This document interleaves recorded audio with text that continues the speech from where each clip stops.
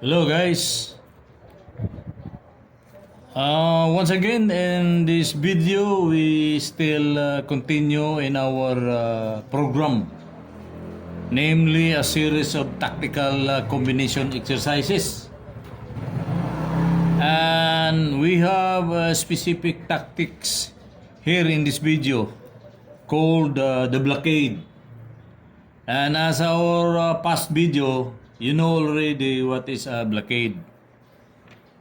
So, the blockade concept itself came from the word to block something so that it is stationary and became a target of attack.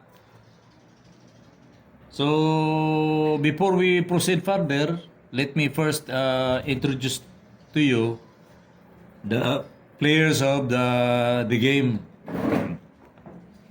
They are namely Ayon, okay, Balanil. So Ayon Balanil, he was playing white here.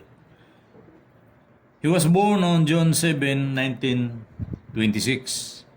He was a Romanian chess player, and he was an international master in 1954. And he was also the 4 times Romanian chess champion.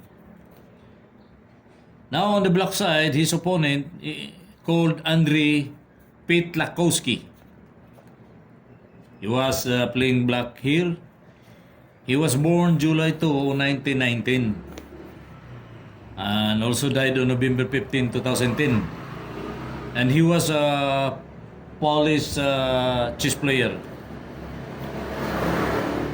Now here's the position. In this position, you notice in the white position, most of the white pawns here at the king side are stationary. This is relatively black by its own piece, like the bishop here, and cannot easily move. So here, black continued to play rook g6. Okay? So if white play g takes bishop here at h3, then black proceed to check here at g1, queen g1. Now if white takes that g1, then there is a mate here. Okay?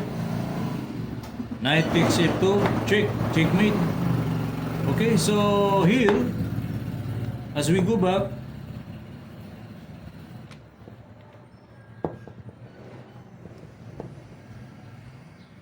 so white analyze here, did not take this bishop here. He just post here at g3. Then black proceed to take this rook at f1. Then rook f1 also. Then black proceed knight d2. Then this is a force move. Then takes. Okay, here, as you have noticed that black has really an overwhelming advantage in terms of material. So, if we continue the game here, then black takes. So white resign here because pieces are so, compared to the 2 rooks here and compared to the 2 bishops here, this is a no match game. So that's why white resign here. Okay, this is again a very short video for tactical combination called blockade, and I hope you still again learn something here. And so, once again, I thank you, and I hope our next video we are still in the tactical combination series. Okay? Thank you.